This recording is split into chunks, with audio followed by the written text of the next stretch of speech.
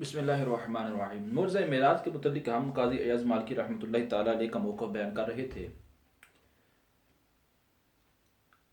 قاضی ایاز مالکی رحمۃ اللہ تعالیٰ علیہ کا موقف بھی یہی ہے جو جمہور علماء کا ہے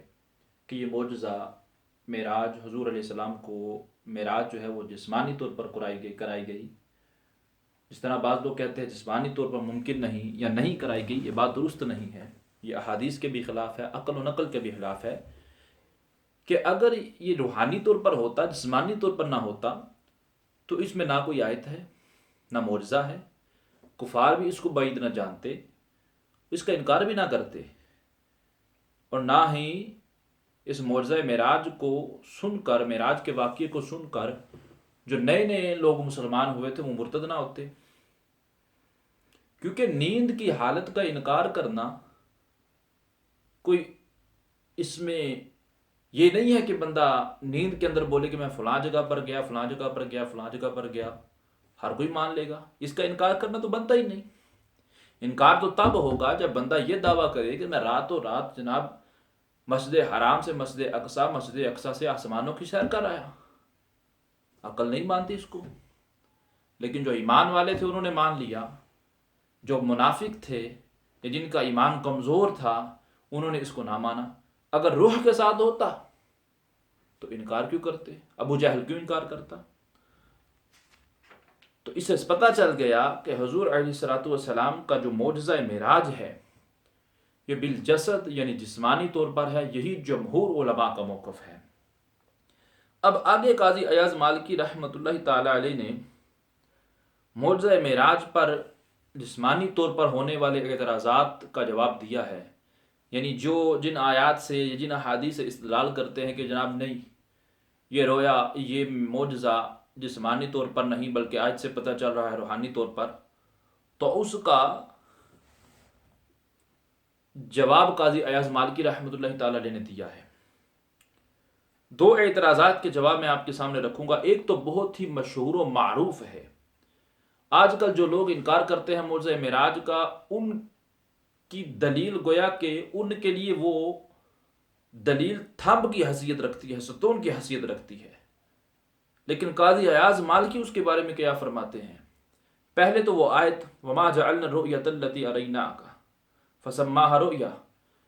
بھائی انہوں نے کہہ دیا وما جعلنا الرؤیۃ التی، جو ہم نے آپ کو رویا دکھایا،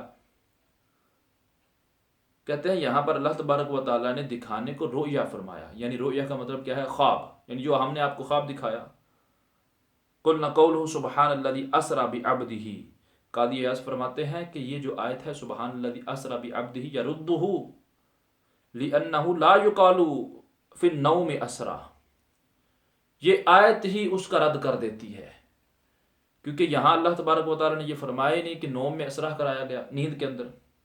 وقولہ فتنۃ للناس یؤشد انہا رؤیا عین، اور اللہ تبارک و تعالیٰ نے وما جعلنا الرؤیۃ التی اریناک کے بعد جو فرمایا نا فتنۃ للناس، یہ فتنۃ للناس سے ہی پتہ چل رہا ہے کہ یہ رؤیا بالمنام نہیں، یہ بلکہ رؤیا بالجسد ہے، یہ دکھانا آنکھ کے ساتھ ہے، جسمانی طور پر ہے، روحانی طور پر نیند کی حالت میں نہیں۔ دوسری جو بہت بڑی دلیل دی جاتی ہے، اما قول عائشہ، صفحہ نمبر 129 کے بالکل آخر میں قاضی ایاز مالکی نے اس کو لکھا، ما فقدت جسدہ فعائشہ لم تحدث به عن مشاہدتی لانها لم تکن حینئذ زوجہ۔ بڑے ہی عجیب لوگ ہیں جو اس چیز پر یا اس حدیث کے ذریعے جو دلیل پکڑتے ہیں۔ معجزہ معراج ہوا مکہ میں، ہجرت رسول صلی اللہ علیہ وسلم سے کئی سال پہلے، ایک قول کے مطابق 1 سال پہلے، ایک قول کے مطابق یہ آدھے سال پہلے، 1.5 سال پہلے، اور ایک قول کے مطابق ہجرت سے 5 سال پہلے یہ معجزہ ہوا، اور حضرت عائشہ صدیقہ رضی اللہ تعالی عنہ حضور کے نکاح میں ہجرت کے بعد آئیں، ہجرت کے بعد آئیں۔ اب معجزہ معراج ہو رہا ہے ہجرت کے پہلے، اور بعض قولوں کو دیکھا جائے تو معجزہ معراج کے وقت حضرت عائشہ صدیقہ رضی اللہ تعالی عنہا حضور کے نکاح میں کیا، حضور ابھی وہ آپ پیدا بھی نہیں ہوئی تھی جب معجزہ معراج ہوا، اور ان کی حدیث کو دلیل بنا کر کبار صحابہ اور کبار تابعین کی احادیث کو چھوڑ دینا کیسی بے وقوفی ہے. بلکہ میں تو کہوں گا کہ حضور علیہ الصلوۃ والسلام کی شان و عظمت کا انکار ہے گویا کہ اس میں پایا جا رہا ہے. تو یہاں پر قاضی ایاز مالکی کیا فرماتے ہیں؟ لم تحدث به عن مشاہدات،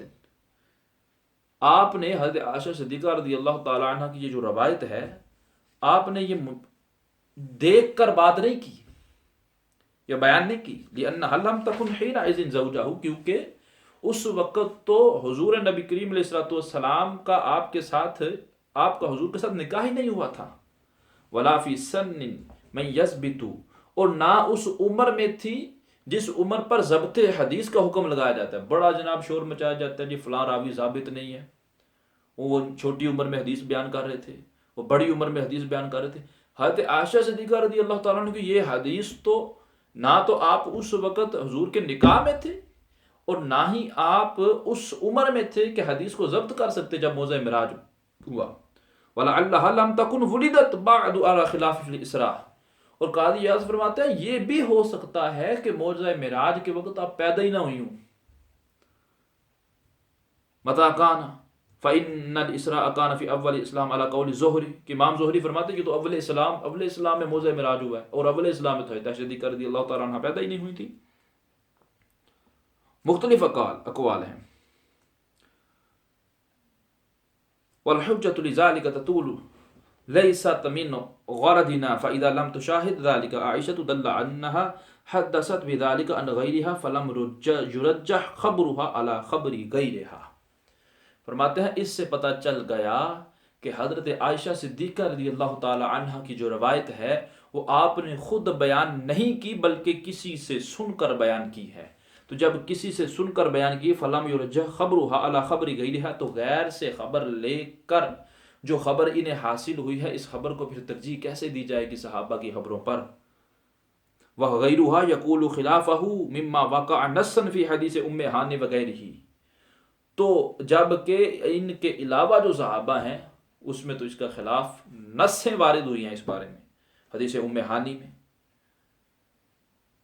تو حضرت عائشہ صدیقہ رضی اللہ تعالی عنہ کی حدیث کو دلیل بنا کر معجزہ معراج کے جسمانی ہونے کا انکار کرنا یہ اصول احادیث کے بھی خلاف ہے، علم حدیث کے بھی بالکل خلاف ہے کہ آپ رضی اللہ تعالی عنہ جو ہیں وہ اس وقت آپ کا نہ نکاح ہوا تھا، اور بعض روایت میں تو آپ اس وقت پیدا بھی نہیں ہوئی تھی.